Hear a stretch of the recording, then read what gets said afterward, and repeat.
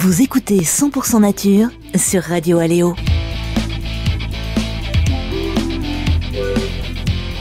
Le castor, qui peut mesurer jusqu'à 1,20 m, est le plus gros rongeur d'Europe. Chassé intensivement par l'homme pour sa fourrure, ses dents, ou encore le castoreum, une huile utilisée pour les soins et la parfumerie, le castor a bien failli disparaître de notre pays, puisqu'en 1909, année où il a été déclaré espèce protégée, il n'en restait plus que quelques dizaines, tous situés dans la basse vallée du Rhône.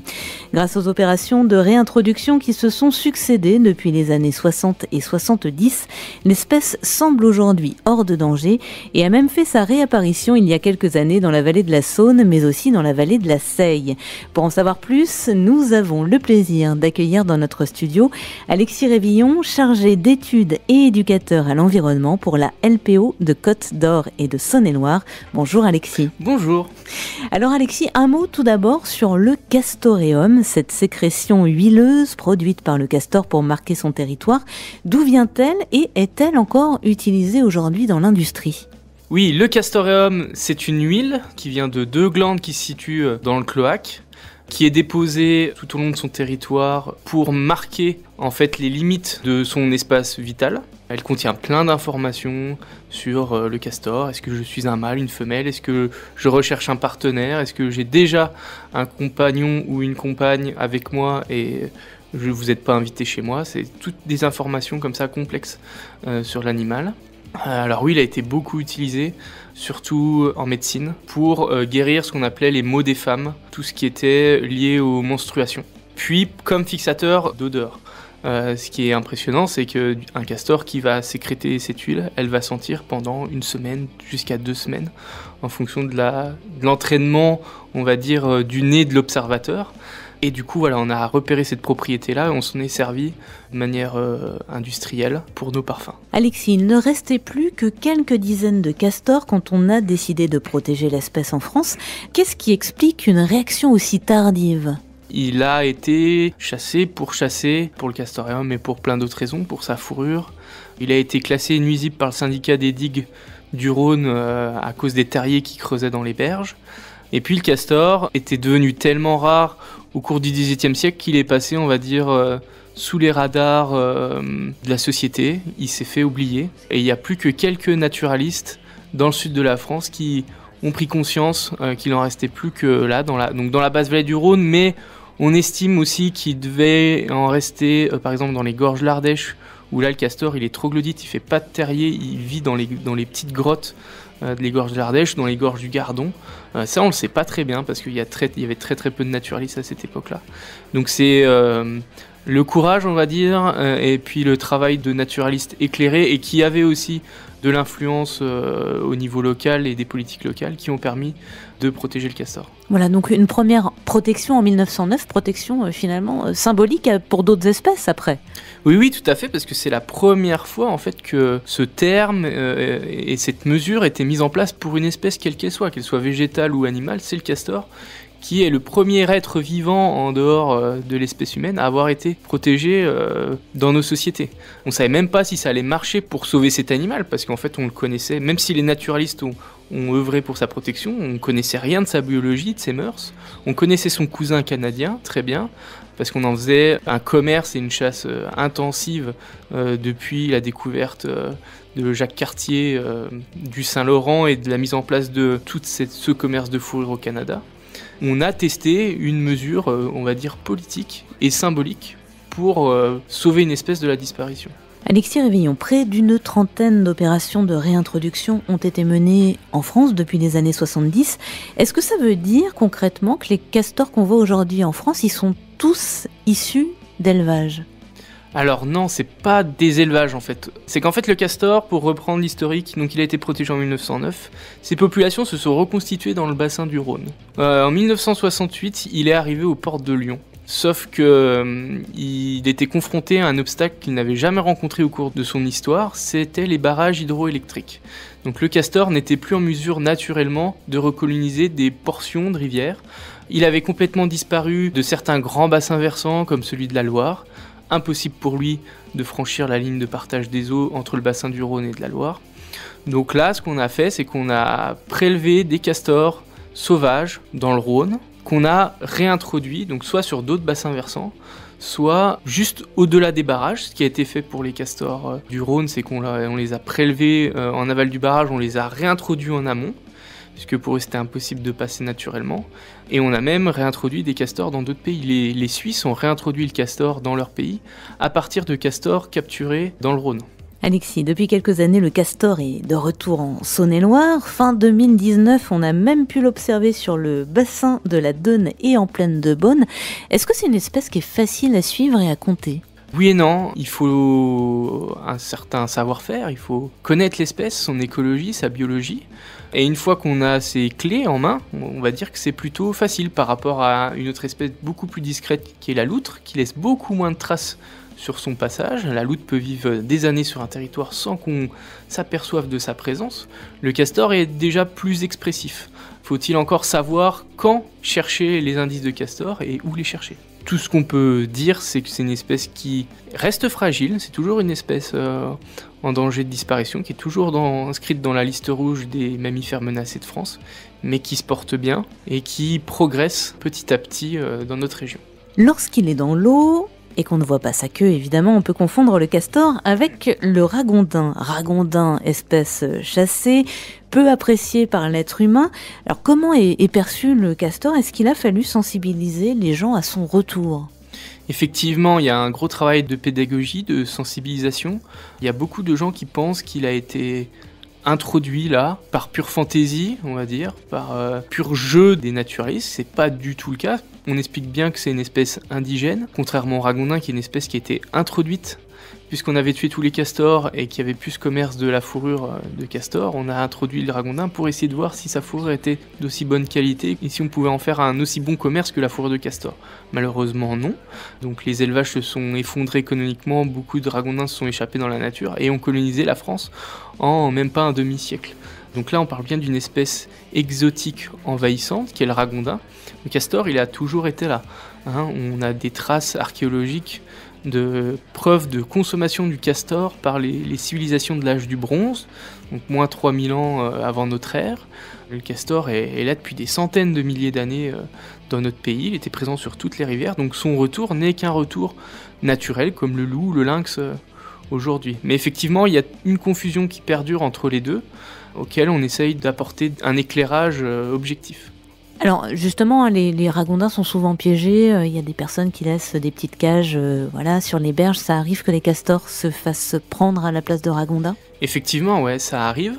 Une des solutions pour empêcher une surmortalité de castors liée au piégeage non intentionnel, on va dire, c'est que dès qu'on a repéré une rivière qui est occupée par le castor, avec l'État, on actualise un arrêté préfectoral tous les ans. Et toutes les communes où il y a présence avérée de castors, les pièges tuants, donc tout ce qui est piège en X, piège à mâchoire, sont interdits sur les cours d'eau. On l'a compris, Alexis, le castor est présent en France depuis des centaines et des centaines d'années. Est-ce justement parce qu'il a été beaucoup chassé qu'il a un mode de vie crépusculaire et nocturne, ou c'était déjà comme ça avant ? C'était sans doute comme ça avant la pression de l'homme, puisque c'est un mammifère certes gros, puissant, mais qui n'est pas un prédateur, qui est avant tout une proie pour le loup, voire le lynx. On peut même imaginer des ours capables de rattraper du castor. Donc c'est une espèce qui a toujours eu naturellement des prédateurs terrestres. Et c'est même impressionnant de voir la différence de comportement quand vous observez un castor depuis la berge, où il va vraiment se méfier de vous, de votre présence, de vos mouvements, de votre odeur. Et sa curiosité quand vous êtes sur l'eau avec lui en bateau, où là, lui, n'a pas de prédateur aquatique, donc il n'a aucune raison de se méfier de vous si vous êtes sur l'eau ou dans l'eau avec lui. D'ailleurs, il a ses pattes arrière palmées, il passe plus de temps dans l'eau que sur terre, le castor ? Tout à fait, oui, il a une anatomie totalement adaptée à la vie aquatique, donc il va avoir des membres très courts, des petites pattes, courts mais robustes, une fourrure totalement imperméable, des pattes arrière palmées, et même ses organes sensoriels externes, comme les yeux, le nez ou les oreilles, qui sont placés haut sur le crâne, alignés pour rester au dehors de l'eau et avoir le corps, lui, complètement immergé. On l'a dit en introduction, le castor est le plus gros rongeur d'Europe. Jusqu'à combien de kilos peut-il faire ? Déjà, il va avoir un poids qui va beaucoup varier au cours de l'année. En hiver, avec les températures basses, l'eau froide, il hiberne pas, donc il reste tout le temps actif. Il va puiser dans des réserves, donc là il va perdre du poids. Donc on va dire qu'un castor, à la sortie de l'hiver, où en plus s'enchaîne la période du rut, le castor est en rut au mois de février, donc à la sortie de l'hiver, donc en plus il va puiser de l'énergie dans cette période-là. On va dire qu'un castor fin février, début mars, va faire une vingtaine de kilos, 25 kilos. Un castor par contre, fin d'automne, qui aura passé tout l'été à pouvoir se nourrir de plein de plantes aquatiques différentes et avoir emmagasiné des réserves pour l'hiver, peut faire plus de 30 ou jusqu'à 35 kilos. Et je crois que le record dans la vallée du Rhône, c'est une femelle qui faisait 38 kilos. Une des particularités du castor, c'est aussi sa queue. À quoi lui sert-elle précisément ? Alors la queue du castor, c'est un peu un outil multifonction. Il va déjà y avoir un rôle pour la navigation, la propulsion. Un castor qui veut accélérer sous l'eau va onduler sa queue de manière énergique. Ça va être aussi un moyen d'alerte. Un castor qui veut alerter ses congénères dispersés sur son territoire qu'un danger arrive, il va claquer sa queue à la surface de l'eau, comme si vous preniez une pagaie et vous tapiez le plus fort possible à la surface de l'eau. C'est une sonnette d'alarme. Ça va être une réserve de graisse. Le castor est un animal qui d'apparence est dodu, mais il y a beaucoup de muscles. Il y a peu de graisse finalement sous la peau. Et la queue va être un réservoir de graisse énorme et très important pour lui. Et enfin, dernière utilisation, le castor a une densité de poils qui est extrêmement élevée, plus de 20 000 poils au centimètre carré. Et du coup, pour évacuer la chaleur en été, pour lui c'est compliqué. Donc la queue du castor, qui est la seule partie nue de l'animal, il va pouvoir la plonger dans l'eau l'été, et comme elle est très fortement vascularisée, les échanges de température entre l'eau et la queue du castor va permettre de le refroidir progressivement, un peu comme les éléphants qui battent des oreilles pour se rafraîchir. Le castor est exclusivement herbivore ? Oui, exclusivement. Ça, c'est aussi un préjugé qu'on rencontre souvent, où le castor, même au Moyen-Âge, on pensait qu'il mangeait du poisson. Pas du tout, c'est un herbivore strict. Il a une dentition typique de rongeur, et il va se nourrir, non pas de bois, ça c'est aussi un autre préjugé à démonter. Le castor ne mange pas le bois, il se nourrit de cellulose, contenue dans l'écorce, dans les jeunes rameaux de l'année ou dans les feuilles. Et il abat les arbres pour atteindre justement ces parties, les feuilles ou les jeunes branches de l'année pour les consommer.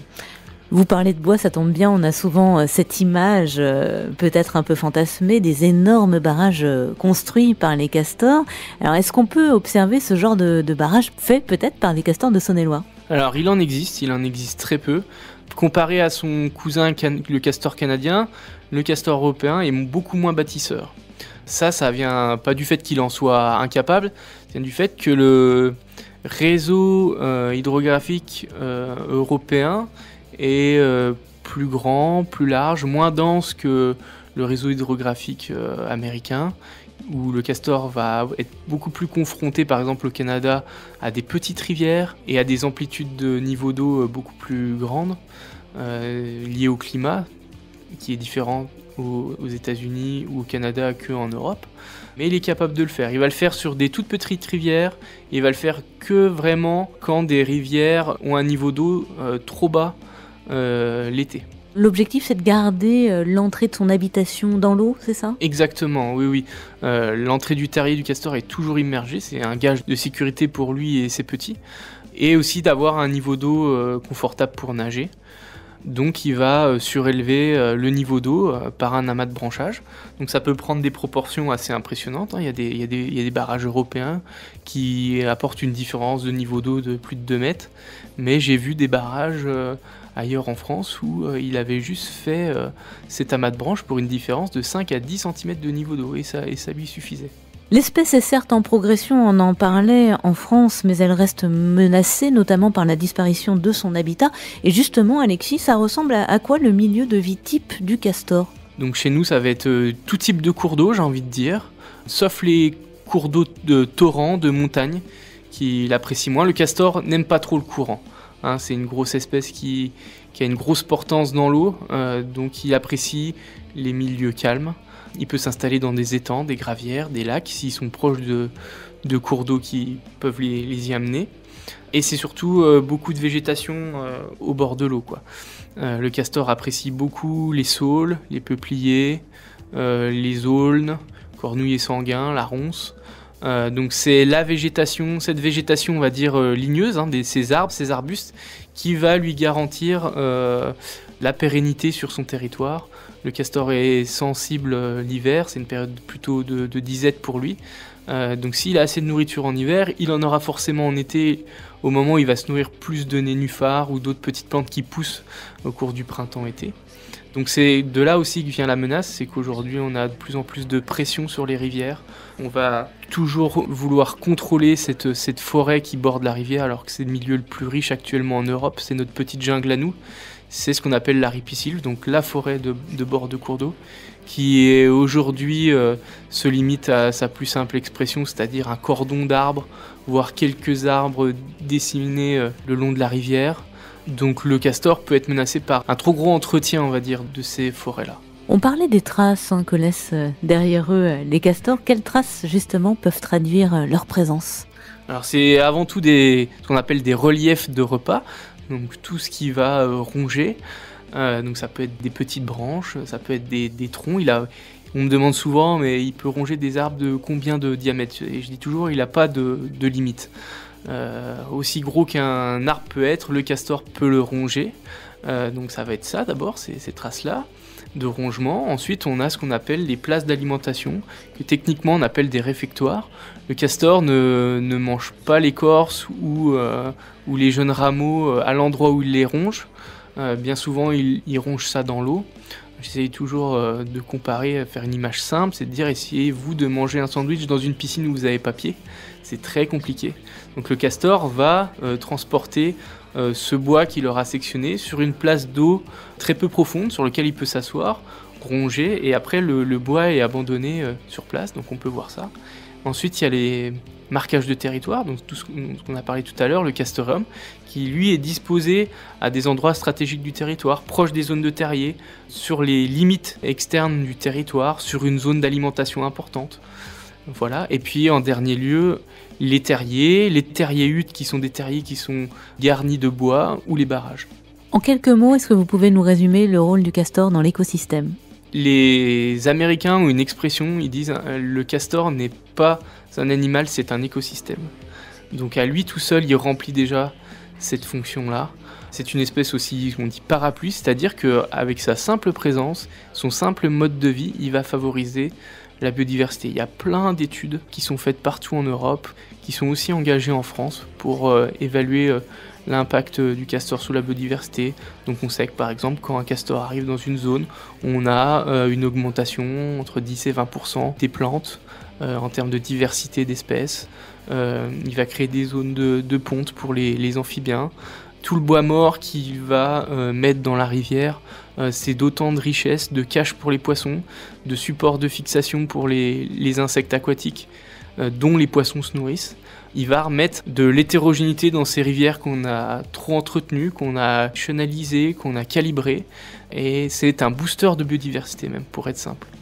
Alexis Révillon, depuis 10 ans, la LPO Côte d'Or Saône-et-Loire met en place des actions pour préserver le castor. Récemment, d'ailleurs, a été publié un film de sensibilisation. Alexis, vous avez participé au tournage des images. Est-ce que c'est facile d'immortaliser le castor d'Europe ? Non, c'est assez compliqué. Donc là, on le fait essentiellement avec des caméras automatiques qui vont capter des images quand le castor va passer dans le champ de la caméra. C'est assez compliqué parce que ce dont on n'a pas parlé, c'est que le castor a un odorat extrêmement fin. On estime qu'il a des capacités au moins égales à celles du chien, donc ce qui est énorme. Donc quand vous allez déjà vous fréquenter pour la première fois un territoire de castor, il va vous capter, il va se méfier. Quand vous allez poser un objet sur son territoire, il va sentir qu'il y a une odeur qui est particulière. Donc là, on essaye de contrer un peu cette méfiance en le plaçant les caméras à des endroits clés. Donc par exemple sur les buts à castorium, parce qu'on sait que c'est des endroits où il va venir marquer inexorablement et souvent sur ces places-là, mais qui peuvent changer, sur les places d'alimentation. Mais bien souvent, on a l'impression qu'on va l'avoir et il disparaît.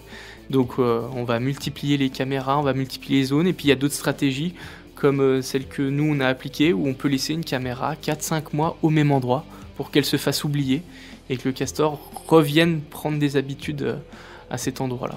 Vous avez mis combien de temps pour réaliser ce film ? Donc là, on a tourné des images pendant 9 mois sur 2 sites à castor qu'on avait récemment trouvés. Le but premier, c'était pas de faire un film, c'était d'en apprendre plus sur ces familles, sur leurs déplacements, vraiment identifier les limites du territoire, observer et suivre la reproduction de ces familles, de voir aussi la fréquentation d'autres espèces ou d'activités humaines. Et on a eu la chance de pouvoir récolter plus de 400 séquences de films. Et c'est là qu'on a eu l'idée d'en faire un outil pédagogique et d'en faire une vidéo. Voilà, vidéo qu'on peut regarder sur les réseaux sociaux. Merci beaucoup Alexis pour toutes ces précisions. Je rappelle que la Ligue de protection des oiseaux est née en 1912 avec pour objectif de mettre un terme au massacre des macareux moines en France, en Bretagne précisément. Reconnue d'utilité publique en 1986, elle est aujourd'hui l'une des premières associations de protection de la nature en France, forte de plus de 46 000 adhérents, 5 000 bénévoles actifs, 400 salariés et un réseau d'associations locales dans 79 départements. Protection des espèces, préservation des espaces, éducation et sensibilisation sont ses missions principales. Vous retrouvez toutes les informations sur le site internet lpo.fr. Merci beaucoup Alexis. Merci à vous.